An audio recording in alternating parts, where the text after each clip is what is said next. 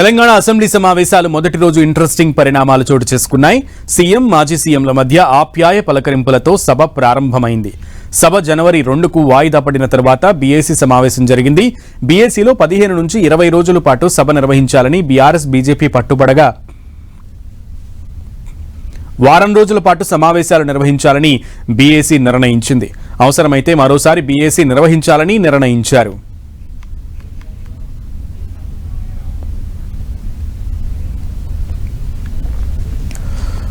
Right 15 నుంచి 20 రోజులు assembly సమావేశాలు నిర్వహించాలని అటు బీజేపీ బీఆర్ఎస్ రెండు పార్టీలు కూడా పట్టుబట్టాయి. కానీ వారం రోజుల పాటు సమావేశాలు నిర్వహించాలని బీఏసీ నిర్ణయించింది. సో అవసరమైతే మరోసారి బీఏసీ నిర్వహించాలని కూడా నిర్ణయించారు. మొత్తానికి జనవరి 2 వరకు కూడా అసెంబ్లీ వాయిదా పడింది.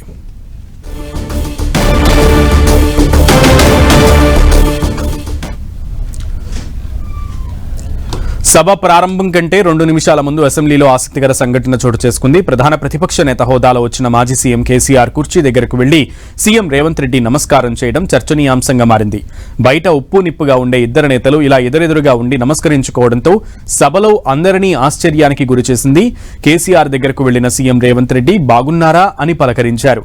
ఆరోగ్య పరిస్థితిని అడిగి తెలుసుకున్నారు. సీఎంతో పాటు వెళ్లిన మంత్రులు కేసీఆర్ యోగక్షేమాలు అడిగి తెలుసుకున్నారు.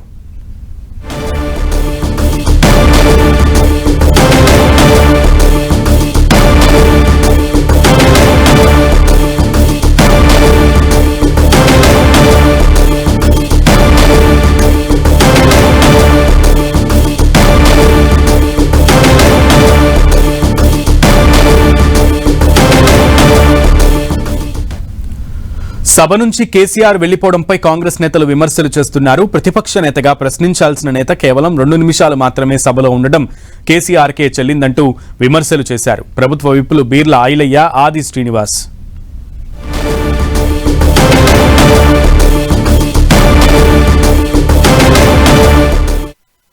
వచ్చారు, కూర్చున్నారు, సంతకం పెట్టారు, వెళ్ళారు.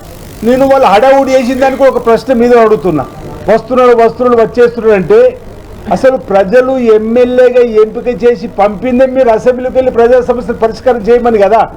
వారు ఎమ్మెల్యేనే, ప్రతిపక్ష నాయకుడు ఉన్నారు.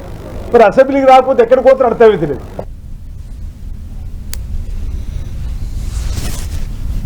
ఏదో ప్రాబల్బల్కి వాళ్ళ సోషల్ మీడియాలో వస్తుండు కేసీఆర్ ఏం చేసిండు?